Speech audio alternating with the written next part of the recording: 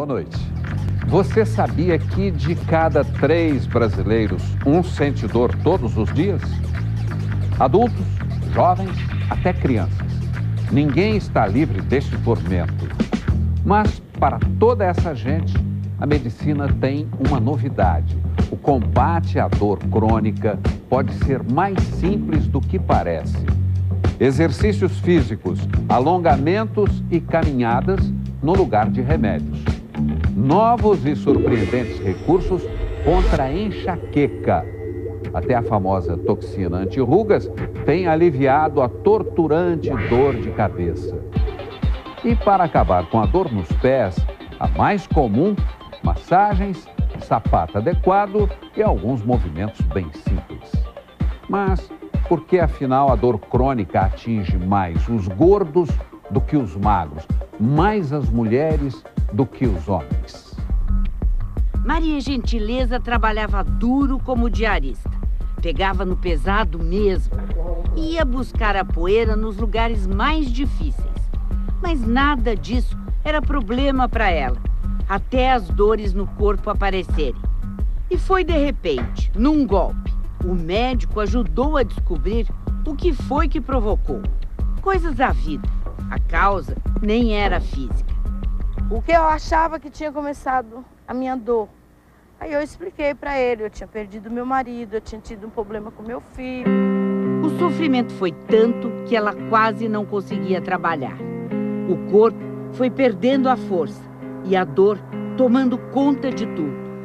Eu olhava para a vida aí, todo mundo andando, caminhando bem, e eu ali sem poder fazer nada, e eu ficava muito triste. Para surpresa dela, o médico não receitou analgésicos, e sim exercícios, caminhada e academia. Eu faço a caminhada, depois eu saio da caminhada, eu vou para a academia, eu faço 2 horas de academia com exercício lá na academia e vou para casa tranquila e posso dormir, que eu também não dormia. Dona Clarice tinha perdido até a última esperança. Já nem acreditava que a vida pudesse melhorar. De 1 a 10 eu daria 2 à minha vida. Tão ruim assim? Era. O marido dela, seu José, também só tinha queixas. Dói o joelho, de repente muda para cima, dói no pescoço, dói o braço. Tudo isso? É. Aí toma anti-inflamatório e não resolve, né? Como eles, 60 milhões de brasileiros têm algum tipo de dor crônica. Não é aquela dor aguda que dá, por exemplo, quando nos machucamos. A dor crônica vai e volta. É um castigo que se repete e nem sempre tem uma explicação clara. Uma pesquisa feita em São Paulo mostrou que 1/3 das pessoas com dor crônica simplesmente não procura ajuda. Será desesperança? Os pesquisadores acreditam que os motivos são o acesso difícil ao sistema público de saúde e a automedicação. As pessoas tomam remédio para dor por conta própria, em quantidades assustadoras. Dos 10 remédios mais vendidos no Brasil, 4 são analgésicos. Seja sincero, você mesmo não tomou? Uma pessoa que fica se automedicando ou com dor de cabeça por tempo prolongado e não procura atendimento, quando ela vem procurar o atendimento e recebe a prescrição adequada para o caso dela, a chance dela ter resposta, uma boa resposta àquele tratamento é menor. Maria Gentileza, Clarice e seu José conseguiram se livrar das dores e dos remédios. Com eles, vamos ver que o tratamento pode ser bem mais simples do que imaginamos. Você se considera uma vitoriosa?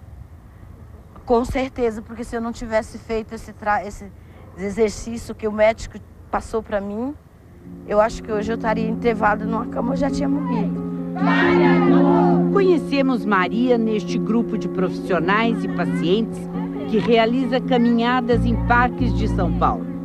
Eles querem chamar a atenção para um tema importante. Ninguém precisa conviver com a dor. Pessoas acreditam que conviver com dor é normal. faz parte do envelhecimento e que aquilo tem que ficar, tem que persistir. E a gente busca justamente ao contrário. Primeiro, orientar que não precisa, existe alívio, existe controle e tem como melhorar a qualidade de vida. Aos 61 anos, Sandra é uma das mais animadas. É no parque que ela enfrenta a fibromialgia, uma doença que provoca dores no corpo todo. O sangue circulando, né? O suor, a sede, depois da fome, isso é vida, você está viva. Não está se encolhendo assim de dor no canto, né? E não é força de expressão. Nos anos 70, a medicina descobriu que o cérebro produz um analgésico, a endorfina. Quando nos movimentamos, fazemos exercícios, dançamos, a substância é liberada.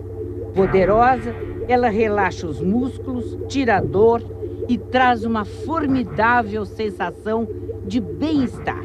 A própria palavra endorfina tem origem no nome morfina, que batiza um dos mais antigos analgésicos conhecidos pela humanidade. Do mesmo jeito que a gente prescreve um analgésico, um opioide forte, eu prescrevo a caminhada, o exercício, a hidroterapia ou a yoga, por exemplo. Na caminhada, as mulheres são maioria, nas dores também. Na pesquisa feita em São Paulo, os números demonstram isso. Entre os homens, 20% têm dor crônica. Entre as mulheres, 34%. Os especialistas não sabem bem por que isto acontece. Sabendo que temos talvez uma chance maior de vir a ter dor crônica do que um homem, a mulher precisa se cuidar mais.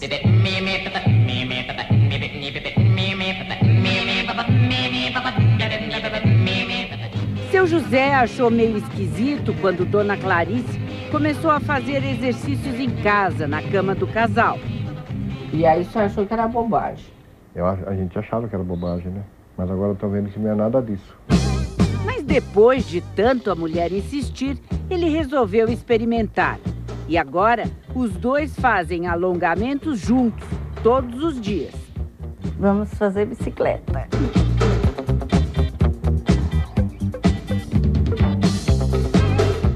Parou.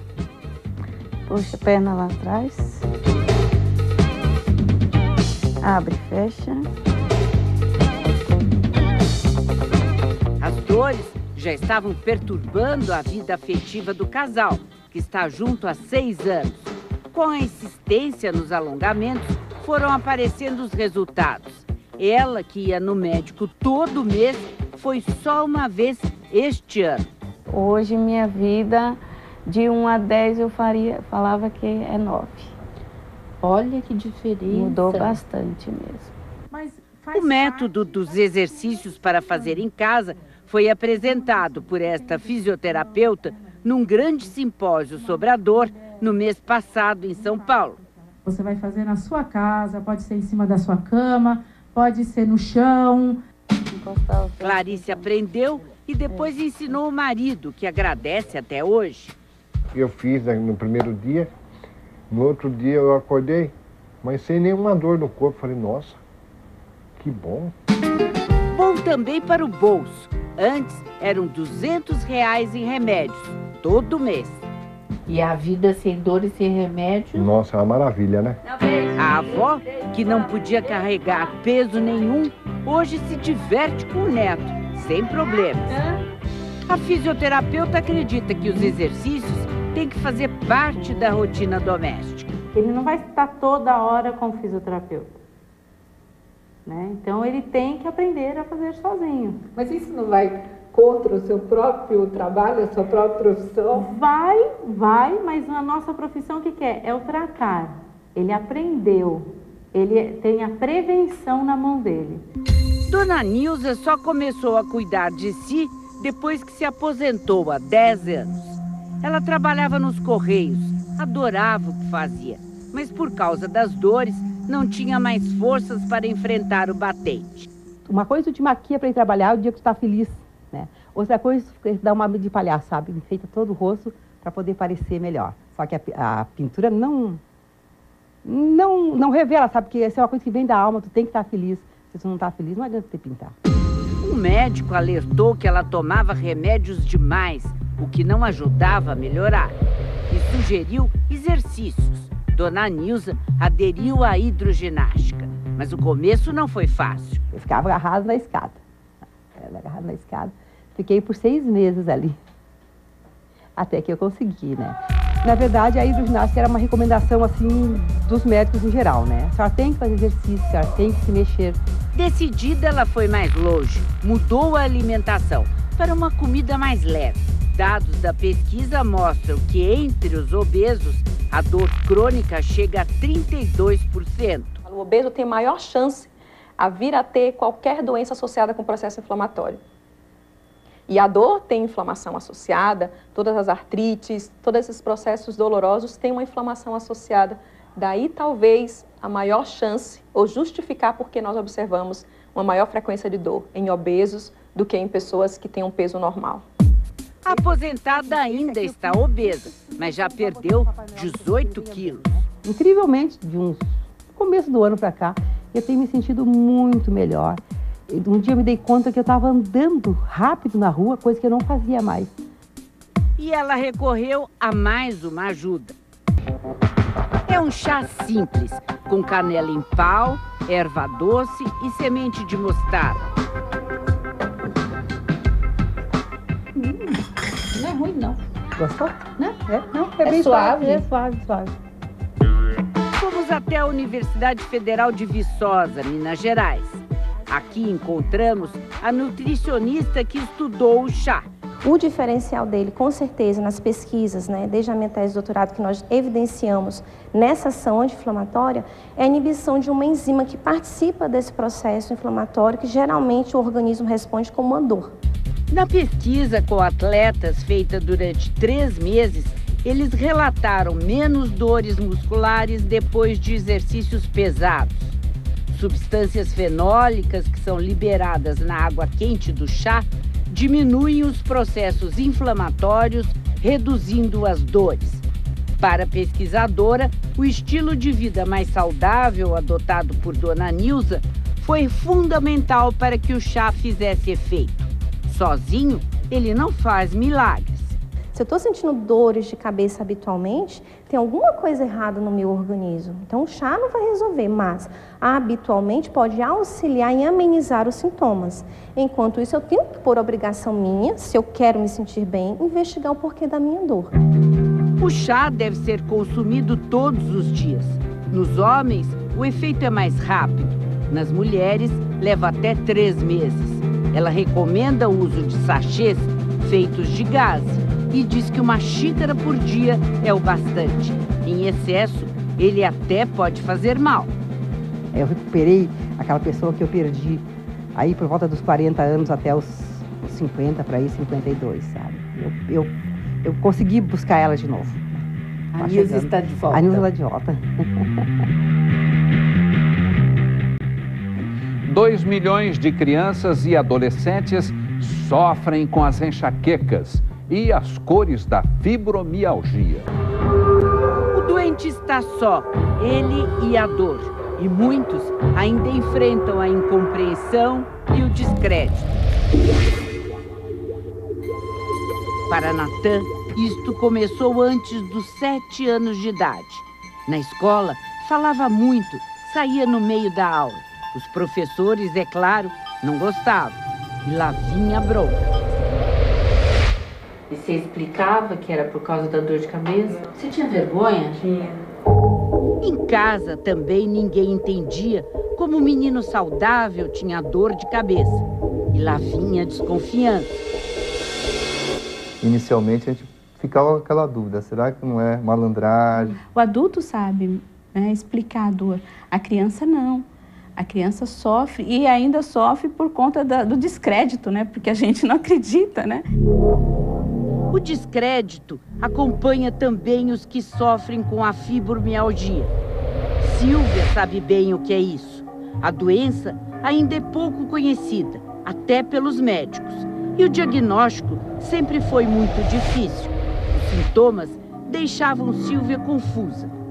Sempre a dor pior é quando eu levanto, de manhã. Então eu abro o olho e vou me mexer, para levantar da cama. Tem uma sensação aqui que está tudo doendo? Enrijecido, doendo, né? Os ossos, não sei se são ossos, se são os músculos, mas o corpo todo dolorido, principalmente da cintura para cima. A analista de sistemas pesquisou sobre a doença, consultou vários médicos, mas nenhum exame definia com certeza o que a deixava tão doente. Até que um neurologista fez uma pergunta surpreendente.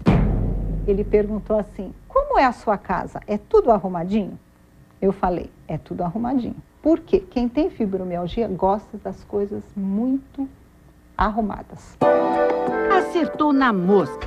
Na casa de Silvia, os quadros são fixos na parede com cola para não saírem do lugar. Mas faltava alguma coisa. Mas com tudo isso, ainda o diagnóstico não estava completo. Não, ainda não. Tanto é que ele falou: faça esse exame, que é um exame novo e que pode ajudar muito. O novo exame foi desenvolvido a partir de uma pesquisa realizada no Hospital das Clínicas da Universidade de São Paulo. As imagens são feitas com uma lente sensível ao calor. 210 pacientes com fibromialgia foram comparados a pessoas que não tinham a doença. O resultado parece uma pintura. Quem tem a doença tem uma distribuição de calor na pele diferente do resto da população. A cor vermelha mostra onde a temperatura é mais alta, no peito e nos ombros. Os pacientes têm as extremidades, como os dedos e a ponta do nariz, mais frias, na cor roxa. E isso fica ainda mais claro na entrevista que fizemos, usando o equipamento da pesquisa. Olha lá o seu nariz roxinho, roxinho de frio. O meu tá meio azulado, mas não chegou a roxo ainda. Agora a minha mão é fria também, olha. Mas não chega... Você tem... É como se você tivesse de esmalte de unha preto. Você acredita nessa imagem? Eu acredito. Por que eu acredito? Porque eu sempre senti a ponta do meu nariz muito gelada. A pesquisa também conseguiu identificar em 60% dos pacientes outras doenças que eram confundidas com a fibromialgia. Por isso, não eram tratadas. Mas para o pesquisador, o grande benefício do exame é renovar as esperanças, a fé do paciente no tratamento. Ele está tão desacreditado que a doença existe, que quando ele vê alguma coisa que realmente comprova, ele fica emocionado de saber que o problema existe. Isso muda muito o tratamento, porque ele começa a acreditar muito mais que tem uma esperança de melhorar a dor dele. O jogo com os amigos, correria, disputa, o chute. Os pais de Natan perceberam que realmente algo estava muito errado quando ele deixou de lado aquilo que mais gostava, o futebol. Na hora da crise também, ele... não vou jogar bola. Então, Natan não querer jogar bola, tem alguma coisa que não tá se encaixando, né? E é esse o primeiro sinal para alertar pais e professores. Criança saudável corre, pula, sua, tem uma energia que parece sem fim. Mas toda essa vitalidade desaparece quando eles sentem dor. E isso é mais frequente do que muita gente pensa. Pesquisas recentes revelaram números surpreendentes. Quase 2 milhões de crianças e adolescentes brasileiros têm dor de cabeça pelo menos 10 dias por mês. E perto de 8% da população infantil tem crises de enxaqueca. Este pesquisador realizou um estudo com 6 mil crianças em 18 estados brasileiros. Ele explica como identificar uma enxaqueca infantil. A dor é pulsátil, é latejante e piora com esforço. Então, a primeira coisa, diante de uma criança com dor de cabeça, os pais devem pedir para ela agachar, pular, para ver se a dor piora. A dor piorando tem grande chance de ser uma enxaqueca. O médico explica que as crianças com dor de cabeça têm cérebros mais sensíveis. Estímulos que não são sentidos por outras crianças, nelas podem levar à dor de cabeça. Luz do sol, falta de sono, som alto, refrigerantes, chocolates. A primeira recomendação é colocar essa criança num lugar silencioso, porque o barulho incomoda, elas ficam mais sensíveis ao barulho, num lugar com pouca luz, bem ventilado, que favoreça o sono. Ao contrário da enxaqueca do adulto, que geralmente precisa de algum analgésico, a enxaqueca da criança, grande parte das vezes, se resolve só com essas medidas simples, não medicamentosas. Mas muitas crianças, como Natan, precisam de tratamento médico. É quando as dores afetam o comportamento e o rendimento na escola. As crises de Natan vinham sempre que ele tinha prova. Crianças com enxaqueca parecem ter maior tendência a apresentar mesmo sintomas comportamentais, de irritabilidade, ansiedade e principalmente sintomas cognitivos, déficit de atenção, problemas de memória e velocidade de processamento das informações. Natan agora toma um medicamento específico para tornar o seu cérebro menos sensível. E ele não perde a hora certa das doses. Como é que você ficou assim, tão disciplinado? Por causa da dor, para não ter de novo. A criança se expõe à situação que antes gerava crise, mas agora não gera mais. Ele tem um cérebro mais resistente para que nem tudo que ele vive na vida e que possa ser estressante gere crise de enxaqueca. O Natan sem dor é um Natan concentrado, com notas melhores, com sono, um sono mais tranquilo, com um relacionamento mais saudável, sorri mais. Ele sempre foi de bom humor, mas hoje ele tem um humor ainda melhor. Dor nos pés, a mais comum de todas. Como tratar o mal que atinge quase todo mundo ao longo da vida? Todo dia ela faz tudo sempre igual e não tem como mudar. O trabalho obriga a Sandra a ficar em pé de lá para cá, entre as mesas da pensão. Sei lá, tinha dia que chegava no serviço, não dava vontade de falar com ninguém. Ficava lá, ela, o que é que você tem? Eu digo, não tem nada não. Mas tinha sim, dores nos pés. A vendedora Fernanda também cumpre a jornada em pé. E mais do que isso, em cima do salto. Eu já tinha trabalhado em outros lugares onde eu tinha que usar salto alto e já tinha sido um grande problema. Mas... Essa é a cruz que você vem carregando. Que eu venho carregando e venho moldando. Márcia sofre por gosto. É o sonho de uma vida inteira. Anos seguidos de estudo e esforço até chegar ao movimento perfeito.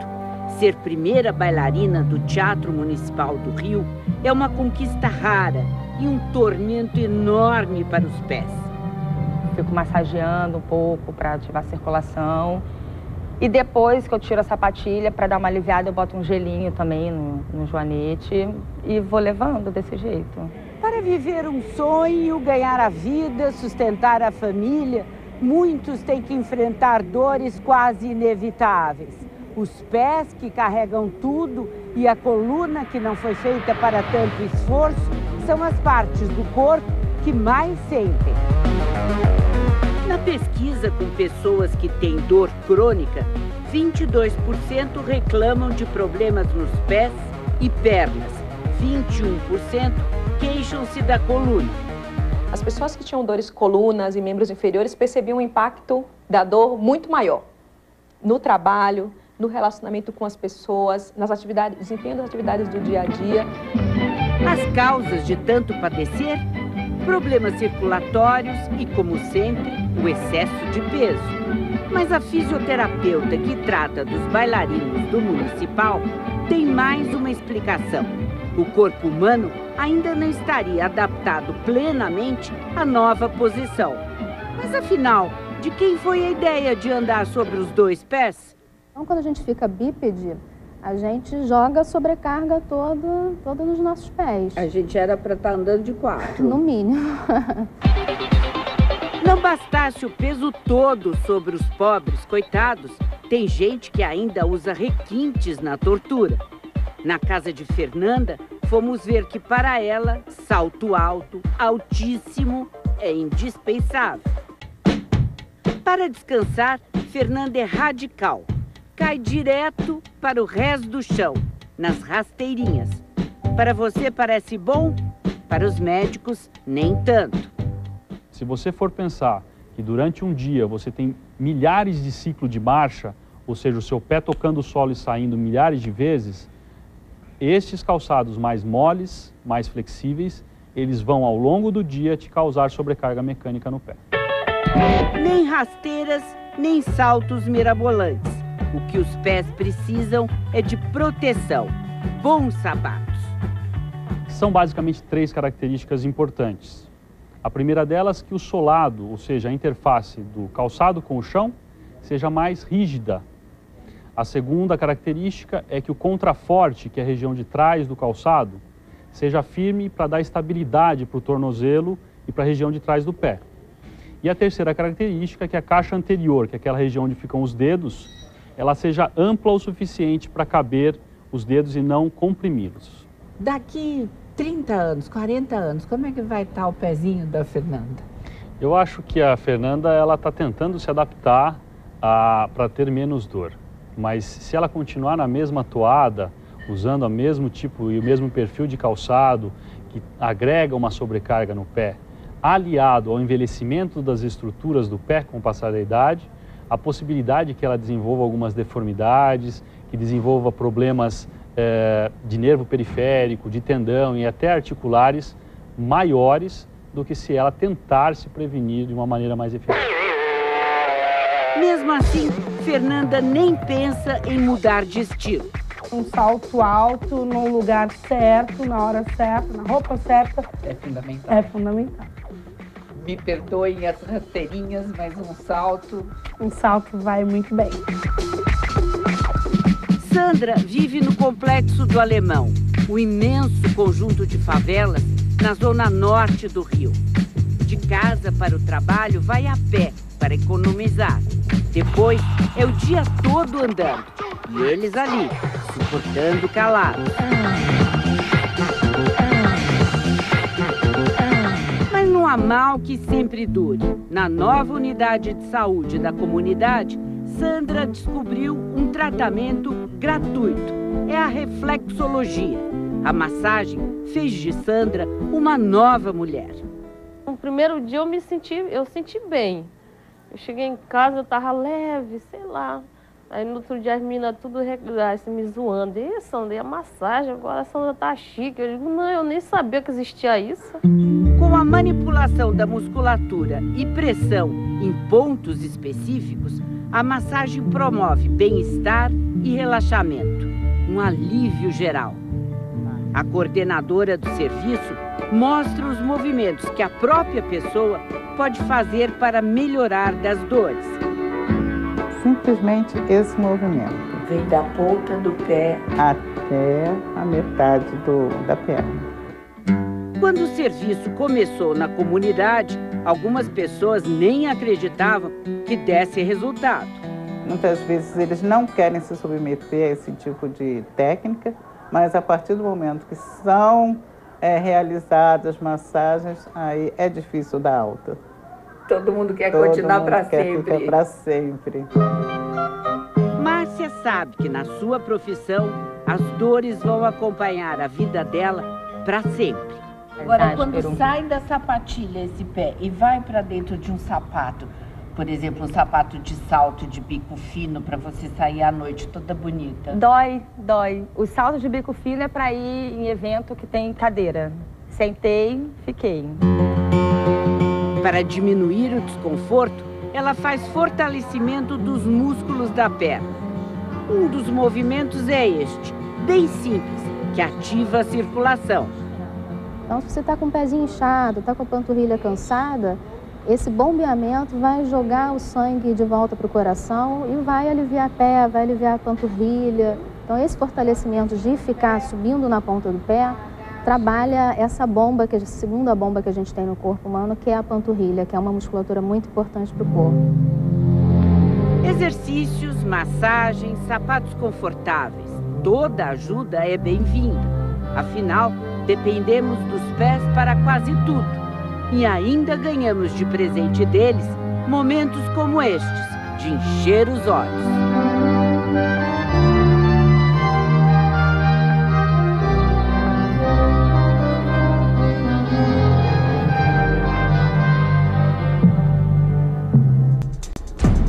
Foram 15 anos de padecimento. Dores, cólicas eu tinha. Era um desconforto muito grande que eu sentia. Todos os dias? Todos os dias. Dona Maria fez uma via sacra a consultórios e nada.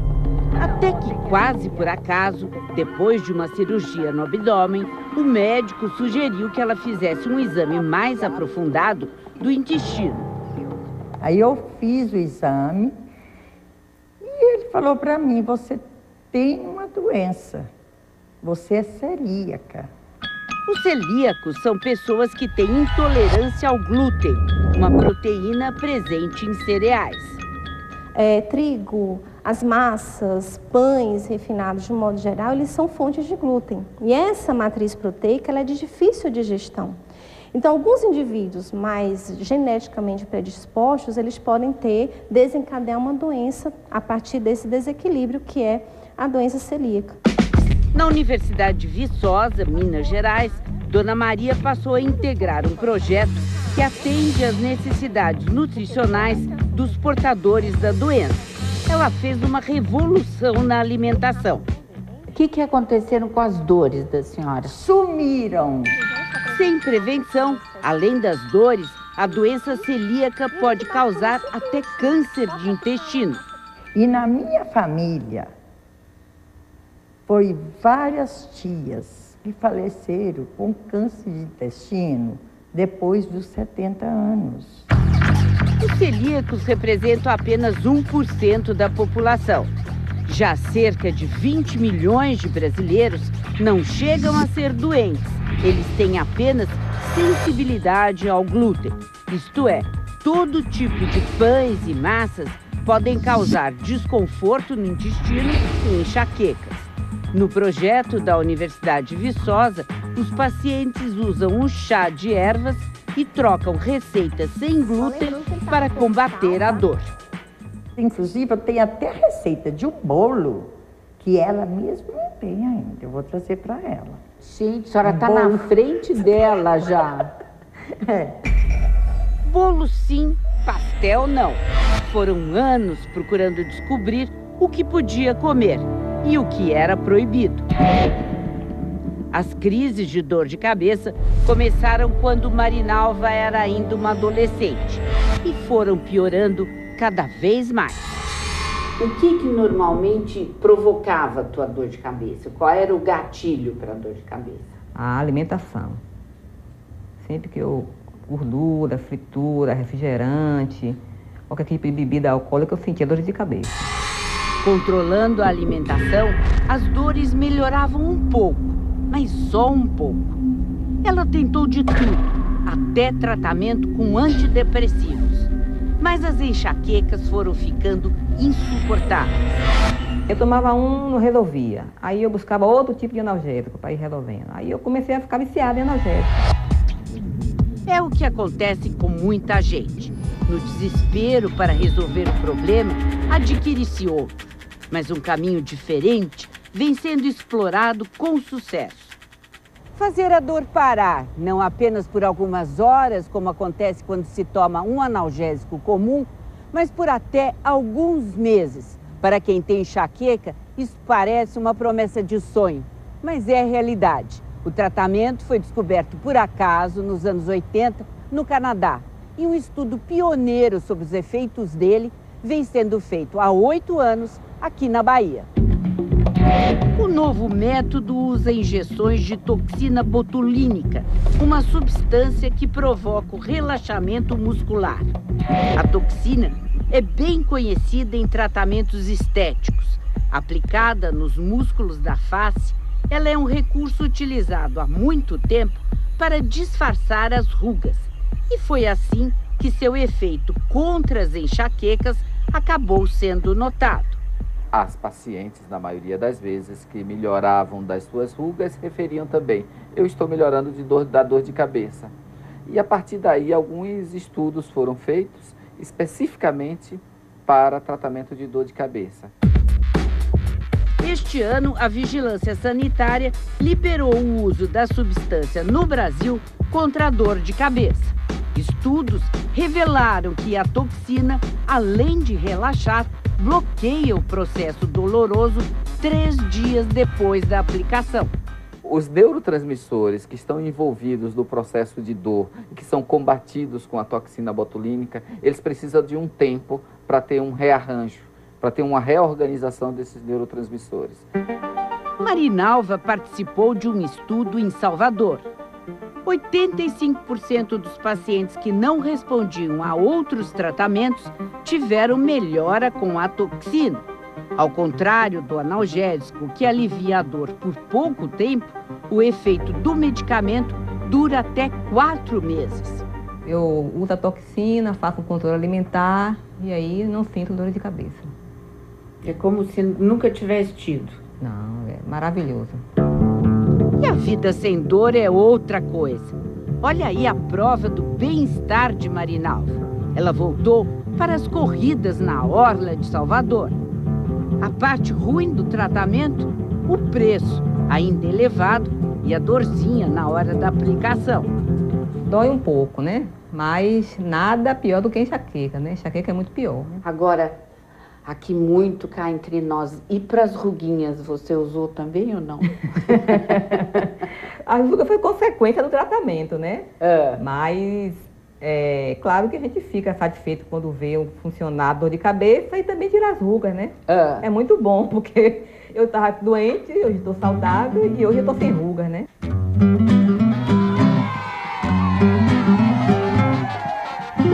Qualquer dor que dure mais de 3 meses deve preocupar. É o conselho deste médico do Hospital das Clínicas de São Paulo. Grande maioria dos problemas é de tratamento benigno, com repouso alguns dias, medicação analgésica e melhorar os hábitos de vida dessa pessoa, de postura, de atividade física e como ela faz pequenas coisas no dia a dia dela. Sobrecarregado de trabalho, o motorista abandonou os exercícios físicos há muito tempo. Muito mal, eu faço uma caminhada, mas mesmo assim é difícil. Viemos com seu Rutilho até o Hospital das Clínicas para o atendimento com esta fisioterapeuta. Tudo bom? O que você pode ensinar para ele ou corrigir no que ele faz para ele evitar ter tanta dor? Vamos sentar aqui? Como é que o senhor faz lá no seu trabalho? Mostra um pouquinho pra gente. O motorista explica que fica até 3 horas na mesma posição. É o tempo que pode levar uma viagem de ônibus em São Paulo. E falta conforto. O banco do ônibus não é adequado para uma situação tão cansativa. A fisioterapeuta sugere alguns exercícios para fazer nos intervalos, entre as viagens e até nos engarrafamentos. Então o senhor vai puxar a perna para o peito, né? Então quer fazer junto comigo? Ó, segura aqui a coxa, vai puxar. Vai contar até 20, uns 20 segundos mais ou menos. Aí vai fazer a mesma coisa, ó, para os dois lados. A perna, você vai esticar a perna, né? Então esticou a perna. Aí tenta contar uns 10 segundos também. Se for, isso aqui não tá fazendo nada, então vamos tentar alongar um pouquinho. Vai tentar alcançar, sentiu um estiramentozinho? Então é esse mesmo. Isso. Pescoço, aí ó, inclina o pescoço pro lado, como se fosse encostar a orelha aqui no ombro. Troca de lado. E aí ó, girar um pouquinho os ombros. Algumas vezes para trás, algumas vezes para frente. E aí, levanta e vai dar uma caminhadinha, nem que for em volta do ônibus. Seu Rutilho diz que vai tentar pôr em prática o que aprendeu e espera que ele e todos os outros motoristas recebam os cuidados e o respeito que merecem. Só fazendo, né? Tem que experimentar. Tem que ter uma combinação de fatores, né? Tem que ser esse fator da pausa, o exercício físico, mas as condições do material de trabalho, de tempo de trabalho também precisam ser reavaliadas. Na nossa página na internet, você encontra mais dicas importantes para cuidar bem da coluna.